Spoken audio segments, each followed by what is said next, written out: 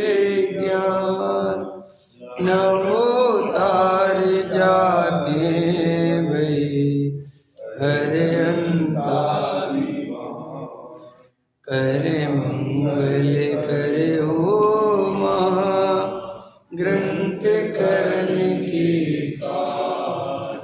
जाने मिले समाज सब पावे निज पद राज इस भवतरु का मूल जानऊ मिथ्या भाव ताको कर निर्मूल अब करिए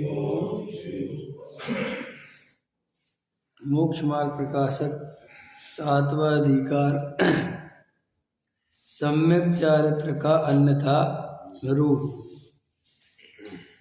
मोक्ष मार्ग प्रकाशक में पृष्ठ क्रमांक 238 पर चर्चा होगी। 239 पेज पे चर्चा करनी है, ख्याल में है ना।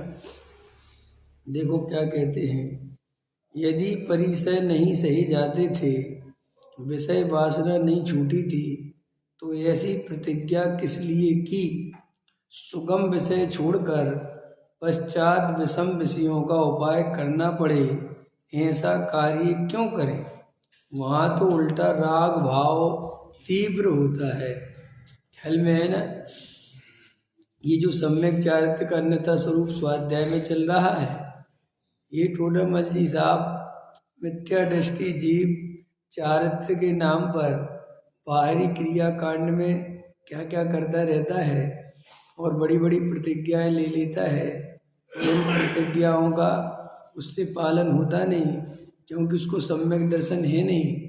सम्यक दर्शन के बिना आत्मबल होता नहीं, तो ये बाहरी प्रतिज्ञाएं जो है ये ले लेता है, उनको जबरदस्ती ढोता है।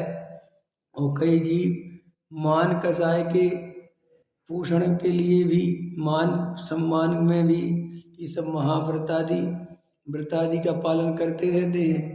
कोई जंगल वाला बाबा बन जाए, कोई कुछ बन जाए, कोई कुछ बन जाए, ख्याल में है ना। और सारी दुनिया जो इन सब चीज़ों को बहुत बड़ा मानती है कि अरे साहब इतना तपस्या करी, ये किया वो किया, इतने व्रत करे, ख्याल में है ना। तो जगत तो ऐसे ही चलता है, लेकिन जिन्हें आत्मकल्याण करना है, जिन्हें वास्तव में भव का भाव करना है, जिन्हें वास्तव में सच्चा मोक्ष मार्ग चाहिए है, जिन्हें सम्यक दर्शन की प्राप्ति करना है, जिन्हें सिद्ध भगवान बनना है, उनके लिए सच्चा वस्तु का स्वरूप समझना चाहिए, निर्णय करना चाहिए, आँख खोलकर सारे जगत को देखना चाहिए, ख्याल में है ना।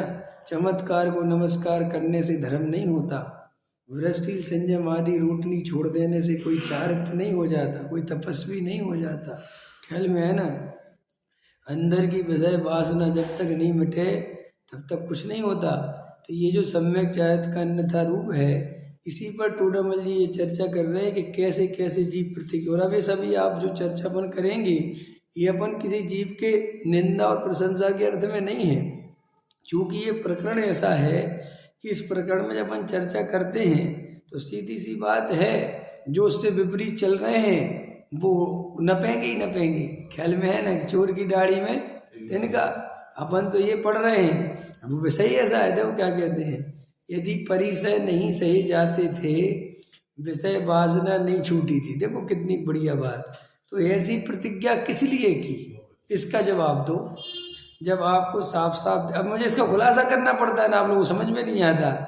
जब आपको साफ साफ दिख रहा है कि एक प्रतिज्ञा मेरी पूरी नहीं हो सकती, ख्याल में जो वर्तमान का द्रव्य क्षेत्र काल भाव है, ये प्रतिज्ञा निभ नहीं सकती, ठीक है। अब तुमने ऐसा देख कर भी जबरदस्ती, बस लोगों में मान सम्मान मिलेगा, लोग बड़ा त्यागी तपस्वी समझेंगे, वो प्रतिज्ञा ले ली, ठीक है कि नहीं। अब तो ले ली तो क्या हुआ कि अंदर तो ना विषय वासना छूटी थी, ना परिसय सहे जाते थे, तो क्या हुआ कि सुगम विषय छोड़कर पश्चात विषम विषयों का उपाय करना पड़े, ऐसा कार्य क्यों करें? बोलो साहब। आपने उदाहरण दे देता हूँ थोड़ा है, आपने रात्रि पानी छोड़ दिया और आपको पता है पता है कि रात्रि पानी ऐसे नहीं छोड़ा जाता।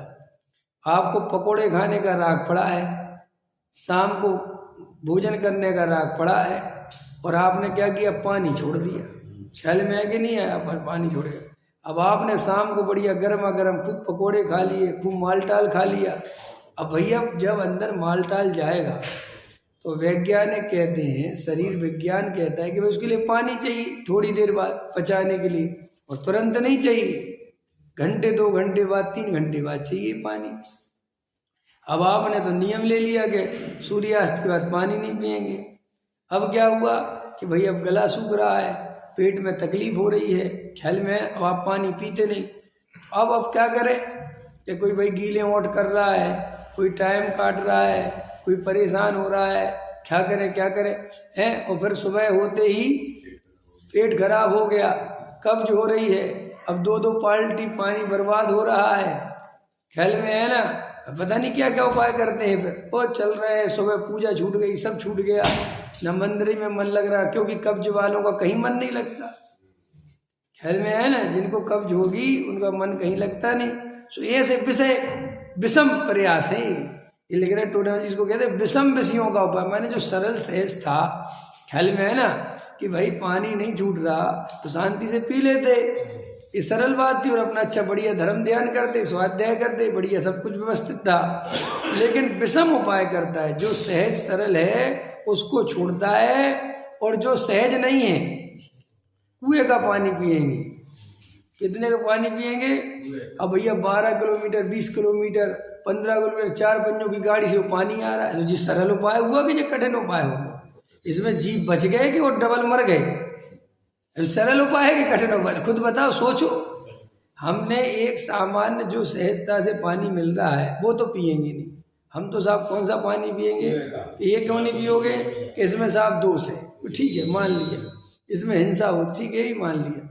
लेकिन अब जो पानी 15 किलोमीटर से 4 पंजों की गाड़ी से आएगा, अरे इसमें तो 1 इंद्री मरे होंगे, ज़्यादा से ज़्यादा 2 इंद्री मर गए होंगे। यहाँ तो संगी पंचेंद्री मरते हैं गाड़ी के नीचे, ख्याल में है ना। पृथ्वी का एक अलग मरते हैं, संगी पंचेंद्री जीव पर कितने जीव जमीन पर चलते हुए मरते चले जाते। गाड़ी चलती है 80 की स्पीड में, ख्याल में है ना, और चाहे 10 की स्पीड में चला, वहाँ थोड़ी दिख रहा है कि कौन से जीव चल रहे। फिर वायु का एक अलग मरते हैं, और आदमी आ जाए तो वो अलग मर जाए। एक्सीडेंट हो जाए तो आदमी मर सकता है, कोई ऐसी बात तो नहीं है। अब मुझे बताओ, ऐसा पानी पीने से क्या फायदा? कि साहब हमने बहुत पहले प्रतिज्ञा ले ली थी, हम क्या करें? ले ली थी तो ऐसे शहर में जाने का राग छोड़ो जहाँ वो कुएं का पानी सहजता से ना मिलता हो, ऐसी जगह जाओ मत। नहीं समझ, मैं नहीं जाऊँगा बिल्कुल भी। मुझे तो भाई मेरे घर पे व्यवस्था बनेगी तो आऊँगा। सो वहाँ पे भी राग पूरा पड़ा है, जाना पूरी दुनिया में, सारी दुनिया देखनी है। तो ये सब बिल्कुल विपरीत आचरण है। ये कोई जैनागम के अनुकूल आचरण नहीं है। इन ऐसे आचरण करने वालों से सावधान रहना चाहिए। कि क्यों रहना चाहिए साहब? इसलिए कि भाई वे ही नहीं स्वरूप समझ पा रहे हैं, तो वे तुम्हें क्या समझाएंगे? तुम्हें भी फिर ऐसे क्रियाकांड में उलझा देंगे, वो तो उलझे रहोगे, फिर बस घूमते रहना, फिर इधर से उधर है। फंस जाओगे कि नहीं फंस जाओगे? फिर अकेले में विवेक पंडित जी से मिलोगे, कहोगे बात तो तुम सही कहते। अब विवेक पंडित जी क्या करें? ख्याल में है कि नहीं आया? अपना विवेक भी देखिए तो अपना विवेक कौन देखता है मुकेश जी? कल मैं किसी को एक बात समझा रहा था, किसी ने मेरे से प्रश्न किया कि अब आप जैसा बोलते हो और ऐसा कोई नहीं बोलता है, और बहुत खतरनाक बोलते हो आप, है ना, और फालतू बुराई झगड़े मोल ले रहे हो। हमने कहा भैया मैं तुम्हारे लिए बोल रहा हूँ, मैं जिनके बारे में बोल रहा हूँ मैं उनके लिए बोल ही नहीं रहा हूँ। मुझे आप बस सच पूछो, मेरा किसी मिथ्या दृष्टि ब्रह्मचारी से कोई बैर नहीं है। सम्यक दृष्टि से तो पूरा प्रेम है, लेकिन मिथ्या दृष्टि ब्रह्मचारी से, मिथ्या दृष्टि महाराजों से मेरा साधु संत किसी प्रकार का मुझे कोई विकल्प नहीं है किसी का। तो फिर ये जो चर्चाएं आती हैं आप समझाते हो, क्यों समझाते हो? भाई मुझे चिंता उनकी नहीं है, मुझे चिंता तुम्हारी है। मुझे विकल्प आते हैं उन सभी साधर्मियों के जो भोले हैं, जो ऐसे कुगुरुओं द्वारा ठगाए जाते हो। जो मैंने नहीं करा है, ये काम मैं नहीं कर रहा हूँ, ये हमारे टोडामल जी ने तो मेरे से भी ज़्यादा किया है। उनने तो उस समय किया है जब राजा महाराजाओं का काल था और आखिर हाथी के पैर के नीचे दब भी गए, तब भी उनने किया है। क्या करें, ज्ञानी जब भी जो होता है वो सत्य बोले बिना रहता नहीं।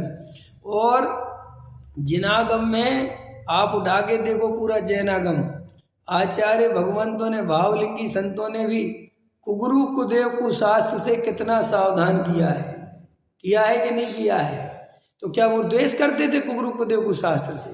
आचार्य कुंद कुंद देव पूरा का पूरा अष्टपावड़ कुगुरुओं के लिए समर्पित कर दिया। अष्टपावड़ में क्या चर्चा है? पूरे मुनि राजों की चर्चा है कि जो मुनि ऐसा करे वो भ्रष्ट है, भ्रष्ट से भी भ्रष्ट है, समय वो त्रयंच, ये सब उसकी चर्चा है, ये सब अष्टपावड़ की। तो कभी कभी विकल्प आता है कि अरे अपने स्वरूप में झूलने वाले, आत्म स्वरूप में रमने वाले आचार्य भगवान काहे को जगत की निंदा करते हैं, काहे को कुगुरु कुदेव के चक्कर में फंसते हैं, काहे को बोलते हैं? अरे भाई वो निंदा नहीं करते, वे द्वेष नहीं करते, उनको उनसे कोई दूर दूर तक लेना देना भी नहीं है, तो फिर क्यों करते हैं? कि ये जगत के भोले जीव जो आत्म कल्याण करने के लिए बड़ी मुश्किल से मनुष्य भाव मिलता है, बड़ी मुश्किल से जैन कुल जैन धर्म मिलता है, इस सच्चे तत्व की बात सुनने मिलती है, और ये बेचारा कुगुरु कुदेव कुशास्त्र की शरण में चला जाता है और वे इसको ठग लेते हैं, तो इसके बेचारे भव के अभाव करने का जो समय था वो खत्म हो जाता है और फिर भव बढ़ जाता है। इसीलिए ज्ञान, अभी टोडामल जी साहब लिखेंगे सब, अभी पीछे अभी आगे आएगा, अभी ध्यान नहीं है, सब सद पीछे आ गया कि सब समझाते हैं कि बड़ी मुश्किल से जैन कुल मिला, बड़ी मुश्किल से जैन धर्म मिला। अरे महाभाग पूरे समझाया, एक इंद्री से दो इंद्री, दो इंद्री से तीन इंद्री, संगी तक होते होते कितना लंबा सफर है। करते करते ये जीव जैसे तैसे संगी मनुष्य इंद्र हुआ और संगी पंचेंद्री मनुष्य हुआ, वहां पर भी अजैनों में जन्म ले लेता। कहाँ जन्म ले लेता? तो क्या करता, क्या कर रहे अजैन हैं? सोचो, थोड़ा सोचा तो करो कि क्या काय में लगे हुए हैं। कोई किसी बाबा के पीछे दौड़ रहा, कोई कहीं दौड़ रहा, कोई कहीं दौड़ रहा, मरे जाए, कोई बलि चढ़ा रहा है, नहीं समझे, कोई भूखा मर रहा है, कोई शरीर को कष्ट दे रहा है, कोई कुछ कर रहा है धर्म के ना, कोई गंडा ताबीज पहन रहा है, कोई फकीर, कोई मस्जिद, कोई मौलाना, कोई कहाँ संसारी जीव भटक रहे हैं। ठीक है, इस अपने अपने भैया, इसलिए तो मैं कहता हूँ कभी बैठकर आँख खोल कर तो देखा करो हम कितने भाग्यशाली जीव हैं, हमने कितना पुण्य किया होगा, कौन सा उदय हमारा पका होगा कि हमने सच्चे कुल में, देवशास्त्र गुरु के कुल में जन्म ले लिया, जहाँ में सच्चा जैन धर्म ये सब चीज़ों से बच गए। हमारा धर्म कभी नहीं कहता कि झाड़ फूक करवाओ, हमारा धर्म कभी नहीं कहता गंडा ताबीज पहनो, हमारा धर्म कभी नहीं कहता कोई तुम्हारा भला कर सकता है। ऐसी है गर्जना करने वाला, ऐसा वीतरागी धर्म की शरण में अपन आ गए। ऐसा टोडामल जी साहब वर्णन करते हुए कहते हैं कि ये जीव बड़ी मुश्किल से सच्चे देव शास्त्र गुरु की शरण में आ पाता है। समझ में? ऐसा मतलब इधर आता है। फिर यहाँ लिखा टोडामल जी ने कि सावधान, यहाँ पे भी कोई पूर्व कर्म के उदय से, ऐसा लिखा टोडामल जी। क्या लिखा? यहाँ पर भी कोई ऐसा एकाध पूर्व कर्म का उदय आता है, कितना सुलझते सुलझते फिर कुगुरु कुदेव कुशास्त्र की शरण में चला गया। कहाँ चला गया? तो वे कुगुरु कुदेव कुशास्त्र ने अन्य जाति के नहीं लिए, अन्य धर्मों के नहीं, यहीं किसी खोटे पंडित के चक्कर में फंस गए, खोटे महाराज के चक्कर में फंस गए, मिथ्या दृष्टि ब्रह्मचारी ठगियों के चक्कर में फंस गए। यहीं काय के नाम पे? धर्म के नाम पे कि ये तो हमारे जैन है ना, ये तो हमारे जैन है। क्योंकि जैनियों में क्या, संसार में कुगुरु कुदेव कुशास्त्रों की कोई कमी नहीं है, हर गली हर मोहल्ले में बैठे हुए हैं, उन्हीं की बहुतायत। ज्ञानी जन तो बहुत कम है संसार में।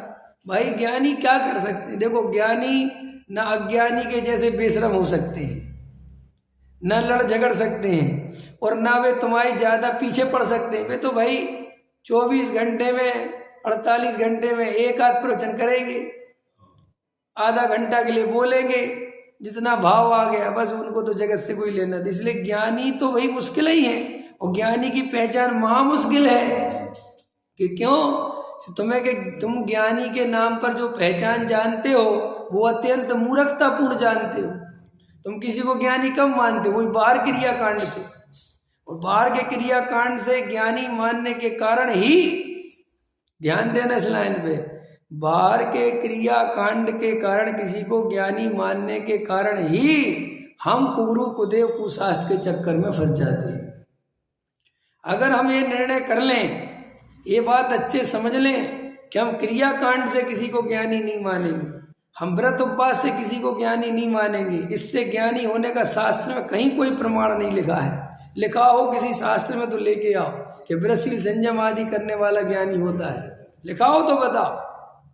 कहीं लिखा हो कि बाहर का क्रियाकांड करने वाला ज्ञानी होता है, कहीं लिखा हो तो लिखा है उसमें आत्मज्ञान ही ज्ञानी होता है। जिसे आत्मज्ञान हो, आत्मा की दृष्टि हो, सच्चा भेद विज्ञानी हो, ऐसा जीव ही सम्यक दृष्टि ज्ञानी धर्मार्थ, ये लिखा है ना।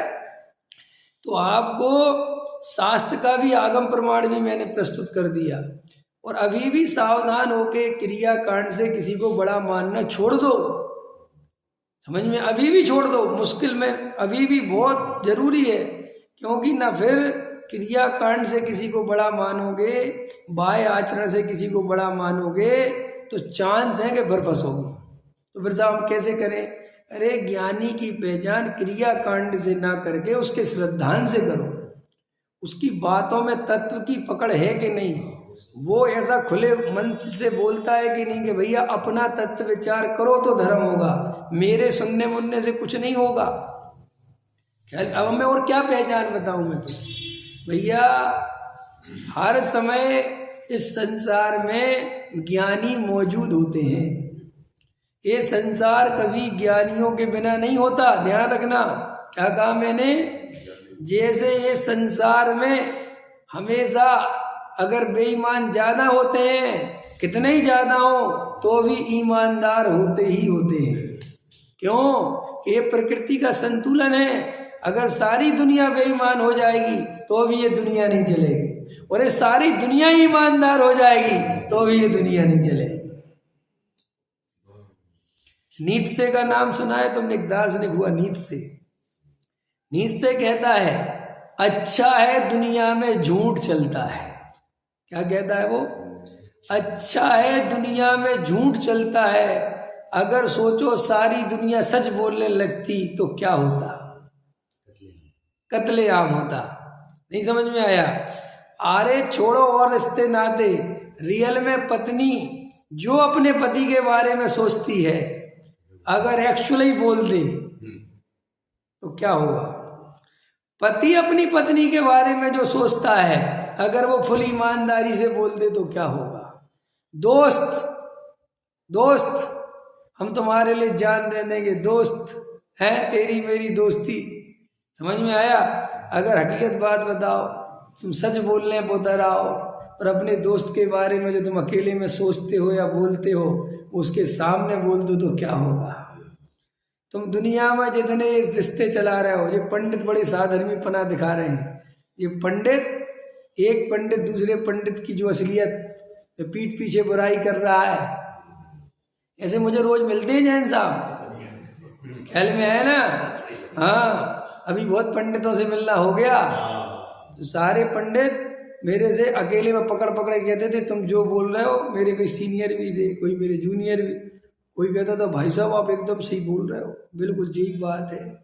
कोई हिम्मत नहीं कर पाया में, अच्छा वो सीनियर बहुत बढ़िया बोल रहे विवेक, गजब, कभी कभी हम भी सुनते हैं तुम्हारा। अच्छा, हमने कहा लेकिन कभी बुलाते तो होने कहीं हैं, और कहीं प्रवचन में तारीफ भी नहीं करते कि विवेक बहुत बढ़िया बोल रहा है, सुनो, कहीं कुछ कहते नहीं।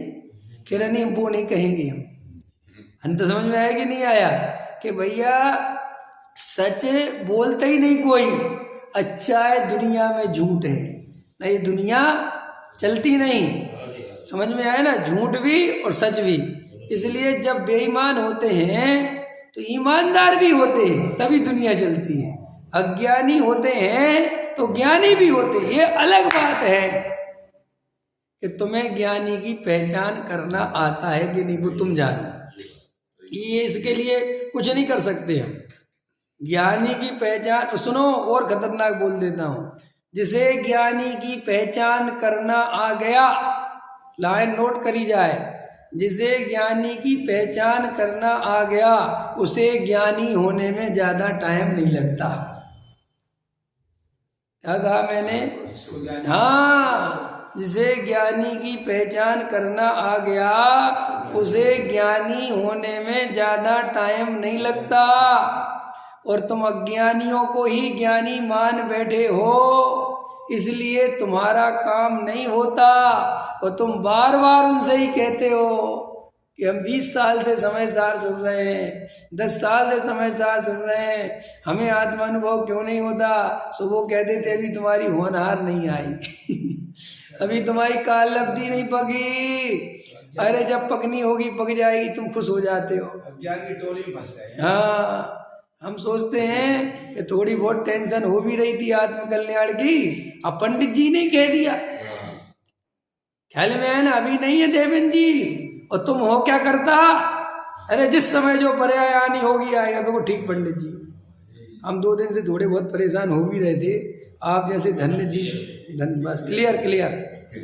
ख्याल में है ना? ख्याल में है ना? हाँ, तो समय सार की चिंता छूट गई और दुकान की चिंता फिर चालू हो गई। राइट? एकदम राइट है कि नहीं? रॉन्ग तो नहीं? हाँ, ऐसे ही चल रहा है समय सार, ऐसे ही चल रहा है। दुकान की चिंता चल रही है और आत्म कल्याण को क्रमबद्ध पर्याय पे छोड़ दिया है। धन्य हो तुम मुमुक्षु भाई।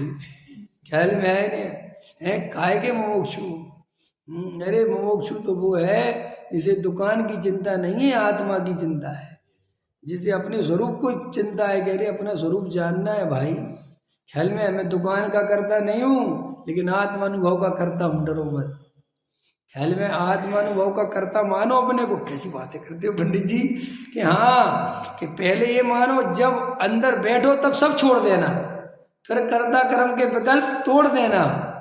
लेकिन अभी तो ऐसा संकल्प करो कि मैं करके रहूंगा, और तुम अभी अरे जब होना होगा सो होगा, वो कभी नहीं होगा। रोते रोते गए मरे की खबर लाए, ऐसे कुछ होने वाला है?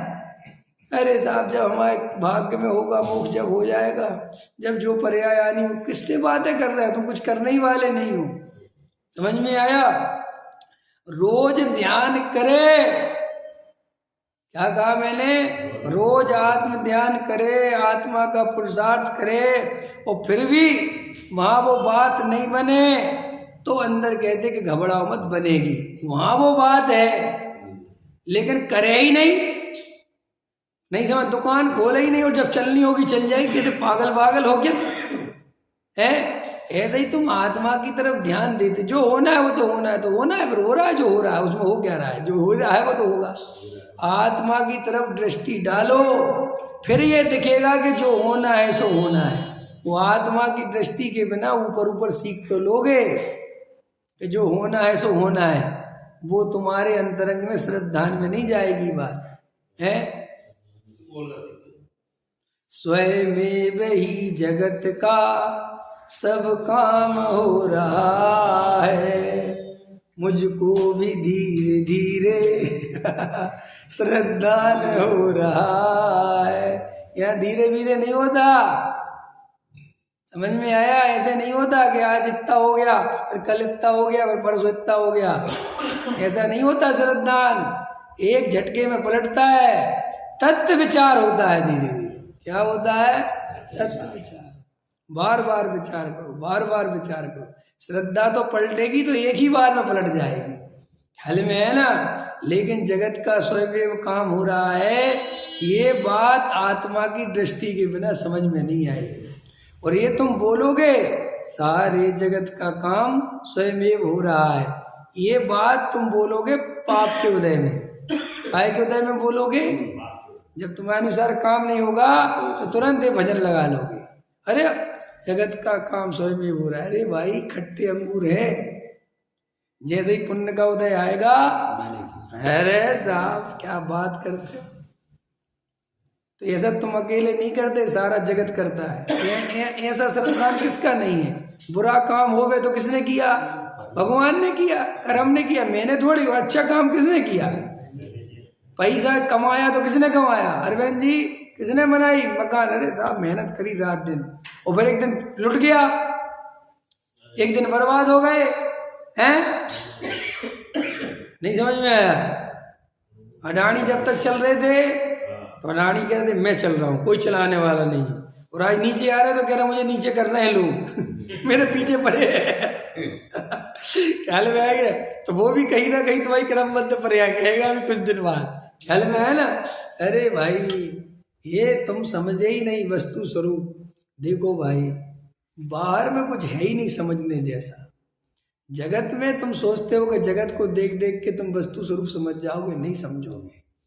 ये तो जगत से भिन्न अंदर जो चैतन्य तत्व है, जो भेद ज्ञान की कला है, जो द्रव्य कर्म भाव कर्म नौ कर्म से भिन्न जो अंदर जानने देखने वाला ज्ञायक तत्व है, जब उसकी वो दृष्टि हो, समता भाव प्रकट हो और सारा जगत अपने से भिन्न दिखे, तब ये साथ में दिखेगा कि जगत का काम स्वयं हो रहा है। तब दिखेगा, उसके पहले नहीं दिखेगा। पकड़ में आया?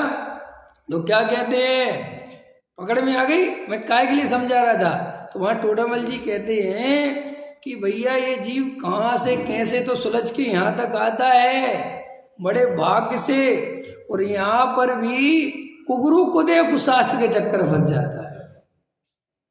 जैन साहब पकड़ना ध्यान से, फंस जाते हैं कि नहीं फंस जाते? कि साहब हम उनके बहुत भगत हैं। क्यों भगत हो? कि साहब आपको नहीं पता कि कुएं का पानी पीते इसलिए किसी के भगत।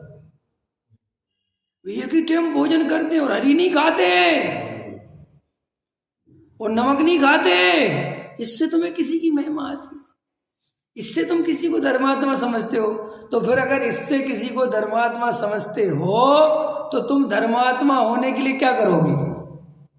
तुम स्वयं जब किसी को इससे धर्मात्मा समझते हो तो तुम स्वयं धर्मात्मा होने के लिए क्या करोगे? प्रश्न है मेरा। हम भी यही करेंगे कि कब हरी छूटे, कब कुएं का पानी आवे, ख्याल में आए ना? और कब वो क्या कहते हैं नमक छूटे, कब घी छूटे, कब कपड़े छूटे, और छूटना बूटना कुछ नहीं, हमसे पूछो। ख्याल में है ना? सब महाराज चढ़ जा बेटा सूली पे, भला करे भगवान, बन जाओ बन जाओ। हाँ भैया मेरे ब्रह्मचर्य लेने, अरे बहुत अच्छी भाव है, लो लो ले लो ले लो। ये क्यों कर रहा है पता है? कि मुझे थोड़ा सा पुण्य बन जाएगा इसके चक्कर में। इसको खुद नहीं लेना बिल्कुल भी, ख्याल में ना? खुद हाँ बहुत अनुमोदना तो करो, कम से कम खुद नहीं कर पाए तो अनुमोदना तो करो। ये कहता हाँ अनुमोदना में कोई पैसा नहीं लगते, करो। किसी ने दान दिया करोड़ रुपए का, हाँ बहुत अच्छा भैया बहुत अच्छा। क्यों कर रहे तुम बहुत अच्छा? कि साहब आपको नहीं पता अनुमोदना से पुण्य बनता है, तुझे तो पुण्य बांधना है, काहे के पीछे पड़ा हुआ है पुण्य। अरे सुनो, जो पुण्य का हिसाब रखते हैं उन्हें आत्मा का हिसाब कभी नहीं मिलेगा। क्या कहा मैंने? जो पुण्य का हिसाब लगाते फिर रहे हैं उन्हें कभी आत्मा नहीं मिलेगा। भले ही तुम कुछ कर लो, भले ही तुम गुड़ा भाग लगा लगा के करते रहो। तो देखो टोडामल जी साहब कहते अब मैं कुगरू कुदेव कुशास्त्र से सावधान कर रहे ना टोडामल जी। तो कोई कहे कि टोडामल जी कुगरू कुदेव कुशास्त्र करे, भाई कुगरू कुदेव शास्त्र से क्या लेना देना? लेकिन ये जो जीव यहाँ बैठा है ये बहाना चला जाए कि क्यों, कि वहां जाके लुट जाएगा। इसलिए मैं जो इतना कड़क बोलता हूँ उनके लिए नहीं बोलता हूँ, और उनसे क्या लेना देना है मेरे भाई। प्रत्येक जीव स्वतंत्र है, जिसको जो दुकान चलानी चलाओ। यहाँ पे किसी ने जहर की दुकान खोल ली और उस पर लिख रहा है कि मीठी चाशनी बढ़िया, खाओगे तो मजा आएगा, लेकिन मुझे पता है जहर है, तो मैं अपने भाई को मना करूंगा कि उस दुकान पर नहीं जाना? कि तुम इतना पता है तो दुकान बंद क्यों नहीं कराते? अरे भाई मैं कौन होता हूँ दुकान बंद कराने वाला? मेरी कौन सी पावर है? उल्टा मेरी दुकान ही बंद हो जाए कि सुनो फिर तुम हमें क्यों बता रहे? इसलिए कि तुम वो जहर ना खा लो, क्योंकि मेरा तुमसे कोई रिश्ता है। अंदर समझ में आ रहा है कि नहीं आ रहा? ऐसे ही कुगरू कुदेव कुशास्त्र की दुकानें चल रही कि आप बंद क्यों नहीं कराते? अरे मैं कौन हूं बंद कराने वाला? लेकिन तुम्हें सावधान करता हूं, तुम्हें पहचान दिलाता हूं, ताकि तुम्हें पहचान आ जाए कि अरे रे सावधान, यहाँ कुछ नहीं रखा। ख्याल में है ना? एक्टिंग कर रहे हैं वैराग्य की, इनसे सावधान रहो। समझ में आया ना? जी वैराग्य की एक्टिंग करते रहते हैं आजकल मोबाइल लगा लगा के, सावधान रहो इनसे। ख्याल में है ना? हम जानते कितना वैराग्य। जो आप कैसे जानते हो पंडित जी? क्योंकि कुंभ के मेले के भाई हैं। कभी साथ में खेले थे। ख्याल में आया कि नहीं आया? वो शांति भाई और ज्वाला भाई वाला किस्सा सुनाया था कि नहीं? हाँ, कि तू कैसे जानता है कि ज्वाला प्रसाद है? कि हमारे गांव का लंगोटिया यार है मेरा, हम इसकी रग रग से वाकिफ है। ऐसे जी आजकल वर्तमान में जितने घूम रहे हैं ना, सब हमारे साथ लंगोटिया यार रहे हुए, हम सब जानते कहाँ कौन खड़ा है। इसलिए शांति से बताते हैं तुम्हें, सावधान हो जाओ। और कोई बात नहीं है भाई, ये बड़ी मुश्किल से भव के अभाव का मार्ग मिला है। रामबाण इलाज क्या है? रामबाण इलाज बोलो। अपना आत्मा राम ही रामबाण इलाज है। मोक्ष महल में जाने का, संसार रूपी रोग को मिटाने का रामबाण इलाज मेरा ही आत्मा राम है, और जगत में कोई नहीं है। ख्याल मैंने कल बताया था, अरे जगत में कोई भी चमत्कार नमस्कार होते रहे तुम बिल्कुल परेशान मत हो। ख्याल में जगत से कुछ लेना देना नहीं है। यहाँ साक्षात देव उतर आए, देव यहाँ दिख जाए अपने को, सब देव खड़े हो जाएं, तो वे मेरा एक समय का आयु क्रम नहीं बढ़ा सकते। अरे मेरा छोड़ो, वे खुद का नहीं बढ़ा सकते। बढ़ा सकते हैं वे, संसार का परिणाम बदल सकते हैं, इस पंचम काल को चौथे काल में ला सकते हैं, कुछ नहीं ला सकते। तो फिर काय के चमत्कार, किसके चमत्कार? और चमत्कार से कोई सुखी? मैंने तुम्हें हवा में यहाँ आम बना के दिखा भी दिया तो तुम्हारा पेट भर जाएगा? सुखी हो जाओगे कि वाह हवा में आम बना दिया? थोड़ी देर की कौतूहलता रहेगी, बस खत्म, सब आम भी नहीं है, कुछ नहीं है। इतना समय बर्बाद जा रहा है जीवों का।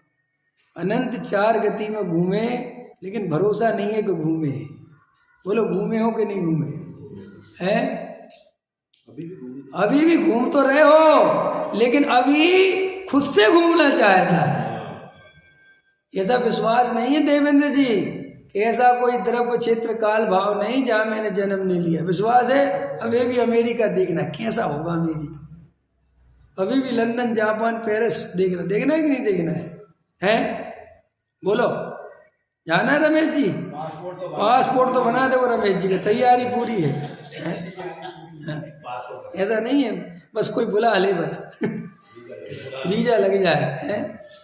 और यहाँ कहता रहता है कि हमने तो घूमी चार गतियां। अरे बोल ही रहा है, कोई अंतरंग से खबर नहीं है कि घूमी है। ऐसा श्रद्धान हो जाए तो जीव, क्या बात करते हो साहब, घर से बाहर निकलने का भाव नहीं आए, क्या रखा सारी दुनिया में? अंत समझ में आया कि नहीं आया? इसलिए देखो टोडरमल जी क्या कहते हैं, तो मैंने आपको ये समझ लो कि मुझे कुगरू कुदेव को शास्त्र से कोई लेना देना नहीं है। मैं किसी की बुराई नहीं कर रहा हूँ, किसी की व्यक्तिगत मुझे किसी से, और मुझे तो उन लोगों से तो बिल्कुल ही मतलब नहीं है।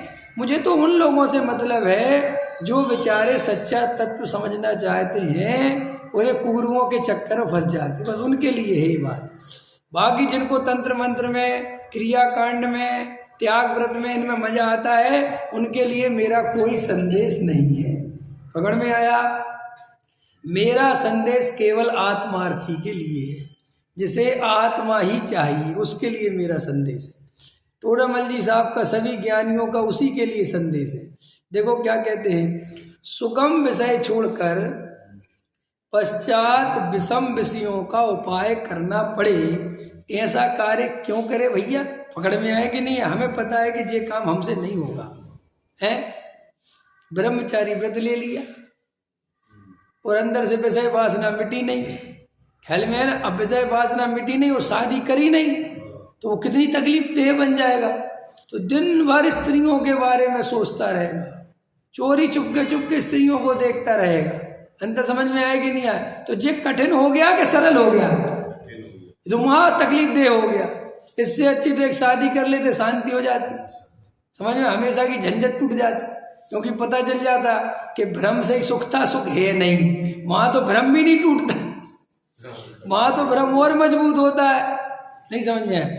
जैसे जगत में क्या होता है, जगत कैसे चलता है? आपने किसी जोड़े को देखा, ख्याल में है ना, पति पत्नी को देखा, अबे बाहर निकलते हैं तो बड़े लड़ते फड़ते तो निकलते, बड़े प्रेम से निकलते हैं, जैसे इतना ही प्रेम, और प्रेम होता तो है नहीं, ख्याल में है ना।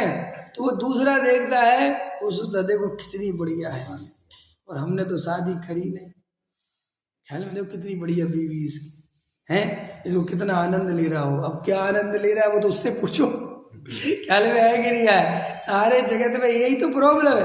आपको किसी के गाड़ी लगी है बढ़िया, 4 व्हीलर, क्या गजब की गाड़ी है, कितना बड़ा, अब आपको नहीं पता कि वो सब लोन के पे है और वो कितना टेंशन में रहता है। अब लगी तो है वहाँ गाड़ी। कई लोग मिल जाते हैं मुझे, किसी ने गाड़ी ले ली, किसी ने कुछ ले लिया, किसी ने कुछ ले लिया, ख्याल में है कि नहीं है? तो मेरे कोई मित्र है, कोई कुछ है, तो एकदम फोटो डालेंगे, अच्छा ठीक है। अरे विवेक, हमने कहा तो बहुत अच्छा बोला, बहुत बढ़िया बहुत बढ़िया। तो मैं पूछता हूँ बहुत पैसा कमा ले? अरे नहीं लोन पे लिए है। अब लोन पे लिया मतलब समझते हो कि नहीं समझते? और नौकरी कौन सी है? प्राइवेट। सो जे और दुखी लगी रहती है नौकरी ना छूट जाए, और जहाँ गाड़ी अलग ले रखे, ख्याल में है ना, और फिर वो उसके खर्चे, और फिर किसी ने मांग ली, सो वो आफत। ख्याल में अनंत आकुलता के बीच में तुम्हें वो सुखमय दिख रहा है वो जीव। ऐसा होता है कि नहीं होता? क्योंकि दूर के ढोल सुहावने होते हैं। तो यहाँ तो ऐसा मैं नहीं कह रहा हूँ, ऐसा मेरे शब्द मेरे हैं, लेकिन ऐसा भाव आज से 2000 वर्ष पहले समंतबद्ध आचार्य ने प्रकट किया है। समंतबद्ध आचार्य कहते हैं अणुव्रत भी बहुत बढ़िया व्रत है। उसमें समझाया हमने, कैसे उन्होंने समझाया कि कोई आदमी जब शादी करता है तो उसे भ्रष्ट मत समझना। ऐसा लिखा, कैसा मतलब क्या है कि भैया उसने शादी करके ये घोषणा कर दी ये पत्नी ही मेरी पत्नी है, समझ में आया? इसके अलावा अब सारे जगत की स्त्रियों से मेरे को कोई लेना देना नहीं। तो बोले कितना बड़ा त्याग हो गया, एक स्त्री में ही सारा राग अपना कन्वर्ट कर लिया।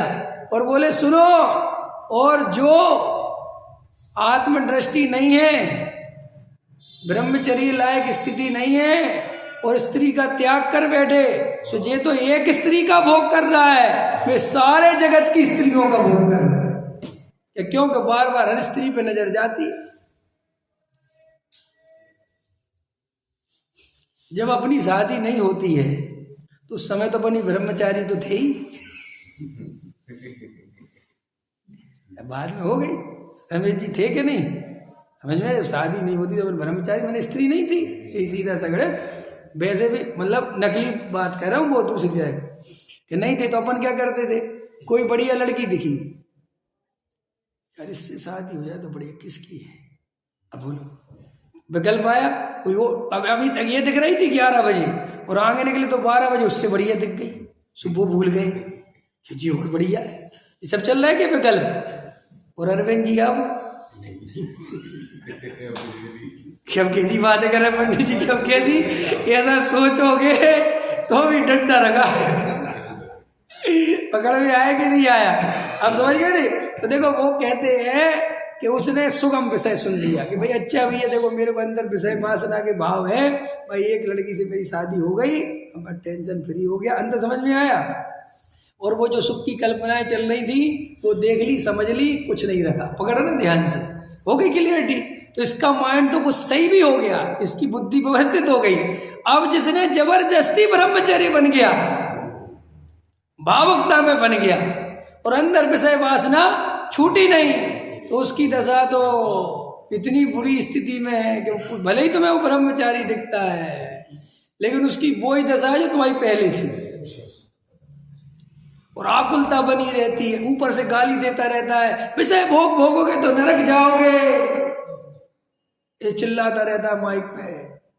अरे स्त्री नरक का द्वार है, पक्के में समझ में आ गया, वो नरक का द्वार तेरे लिए है, मेरे लिए नहीं। किसी बातें करते हो आप, मैं सही कह रहा हूं, वो गलत नहीं बोलता स्त्री नरक का द्वार है, क्योंकि वो जानता है कि विषय वासनाओं से, खोटे परिणामों से नरक जाता है, उसको ये बात पता है, पढ़ी है शास्त्रों में, और उसको स्त्री स्त्री दिखती है, तो उसके लिए नरक का द्वार कौन बन गया? उसके लिए कौन बन गया नरक का द्वार? है वो स्त्री बन गई, क्योंकि उसको लगता है कि मुझे तो यही चीज परेशान, तो वो क्या सोचता है, सारे जगत को यही परेशान कर रहा हो। जब मुझ जैसे आजू कर रहे तो और करते नया, हमें ना करता। ख्याल में है कि नहीं आया? क्योंकि हमने स्त्री के सारे सुख देख लिए। पकड़ में आते कि नहीं आते? अब अरविंद जी से पूछो कि तुम क्या सोचते हो नरक जाने के बारे में, तो ये कहेंगे नहीं, स्त्री भी स्त्री नरक का द्वार नहीं हो सकती, फैक्ट्री नरक का द्वार है। क्यों? इनको फैक्ट्री दिखती है। अंत समझ में आ गया मेरा कितना खतरनाक बात बता रहा हूं मैं तुम्हें। अरे भाई, अगर स्त्री नरक का द्वार है तो ये तो पक्का हो गया कि स्त्री कभी नरक में नहीं जाती, क्योंकि द्वार तो बाहर रह जाता है। ख्याल में आया कि नहीं आया? और द्वार से गुजरने वाला ही जाएगा जहां जाएगा, द्वार तो बाहर ही रह जाएगा। तो जिनने ये कल्पना करी स्त्री नरक का द्वार है, वे ही लोग थे जो स्त्री की माया से मुक्त नहीं हो पाए। पकड़ में आया कि नहीं आया? गहरी बात कह रहा हूं, समझ सको तो समझ जाना। देखो, सुगम विषय छोड़कर पश्चात विषम विषयों का उपाय करना पड़े। जी विषम उपाय समझ गए? अब और उदाहरण दे दो विषम उपाय के। रोटी नहीं खाई, क्या नहीं खाई? तो रोटी शांति से खा लेते शाम को तो चल जाता, वो तो छोड़ दी। दूध बनाओ, मुनक्का डालो, बादाम ले आओ, काजू ले आओ, छुआरा ले आओ, ख्याल में ना एक एप्पल ले आओ। अरे भैया मेरे, इतने ताम झाम की जगह तो 2 रोटी खा लेता शांति से। सो वो तो करा नहीं है, वो सरल उपाय तो करा नहीं, और व्रत के नाम पर दुनिया भर की सामग्री का सेवन करता है। सो ये सरल उपाय कई ब्रह्मचारी त्यागी वृत्तियों को देखता हूं, हम शाम को नहीं लेंगे, क्या बोलते हैं, हम शाम को नहीं लेंगे। तो बेचारी समाज होती वो सोचती थी नहीं साहब कुछ तो लोगे ना साहब, नहीं नहीं नहीं नहीं नहीं कुछ नहीं कुछ नहीं। पंडित नहीं भैया कितना भोजन करेंगे, अनंत बार भोजन के भाषण भी दे देता है। समझ में आया कि नहीं आया? आओ भैया आओ आओ भैया, भाई भैया बहुत अच्छा। अब शाम होते होते ठीक है कि नहीं, पंडित साहब कुछ लेंगे, नहीं नहीं अपन को कुछ लेने का विकल्प नहीं है, फिर भी थोड़ा ऐसा करो, थोड़ा सा ड्राई फ्रूट्स कर दो, बाकी ज़्यादा मत करना, थोड़े करना है, थोड़े थोड़े ज़्यादा नहीं, ख्याल में। और ऐसा करना, ड्राई फ्रूट्स में क्या क्या करोगे, है वो काजू कर देंगे और बादाम कर, नहीं नहीं वो तो ठीक है वो कर देना थोड़े, लेकिन मखाने भी कर देना, ठीक रहते हैं, ठीक है कि नहीं ठीक है, वो भी कर दें, वो भी कर दें, ठीक है ऐसे।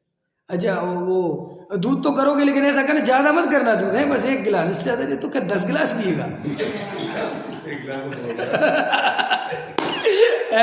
ऐसी नोटंकी करते रहे, ख्याल में मिल गए इनको, मिल गए एक ऐसे सब समाज बेचारी बेचारे क्या करें, उनको सेवा भाव सिखाया गया, संस्कार है उनके कि भाई सबकी, जो हम उन समाज की तो कोई वो कहते नहीं, लेकिन ऐसे जगत में ये सब ढोंग चलते रहते। माने वो सरल विषय छोड़कर विषम, इसका अर्थ खोल रहा हूं मैं, जो सरल था, सीधा था, साफ सुथरा था, वो नहीं करेंगे। ओके ना को ब्रह्मचारी, अब ब्रह्मचारी ऐसे काजू किस्म दूध पिएगा तो क्या होगा? अरविंद जी कह रहे बस, हम कह रहे हो है। सो भैया ऐसे ऐसे अंतरंग में ये निर्णय तुम्हें हमें क्यों बता रहे, इसलिए बता रहे कि तुम्हारी आंखें खुल जाए। अरे तुम जिन्हें धार्मिक समझ रहे हो धर्मात्मा समय रहो, अगर उनके पास 2-4 दिन रह लो, मैं तो कहता हूँ फिर ही आओ। तुम्हें ज्यादा कोई त्यागी वृत्ति में धर्म दिख रहा हो ना, तो जाके रह आओ उसके पास। 2 दिन में समझ जाओगे कि मामला कितना खतरनाक है। आपको कैसे पता? लोग में से प्रश्न जरूर पूछते, क्योंकि मैं उन्हीं में जन्मा हूँ, उन्हीं में पला पुसा हूँ, और मैं पलते पुसते पुसते दिल्ली आ गया, और वे फिर दिल्ली वालों ने भी कम नहीं भेजा उनके पास। ख्याल में आया? ये भी जब आया है तो लगो चलो चलो पंडित जी आप फ्री हो भैया, चलो भैया लगे जा रहे। ख्याल में आ रही है? तो भैया शांति से ये स्वरूप पहचान लो। टोडामल जी साहब कह रहे हैं कि साहब ये भव के अभाव के लिए भव मिला है ना, ये मुफ्त में चला जाएगा। दूसरों को काजू किशमिश खिलाते रहोगे और आत्मा खो दोगे, और काजू किशमिश कमाने के लिए चक्कर में फैक्ट्री भागते फिरोगे। ख्याल में है कि नहीं है? सुबह आदि के पाप करोगे। इससे अच्छा है कम कमाओ, कम खाओ और वेद ज्ञान करो और आत्म ध्यान करो, जिससे आत्म कल्याण होता है। सहजानंद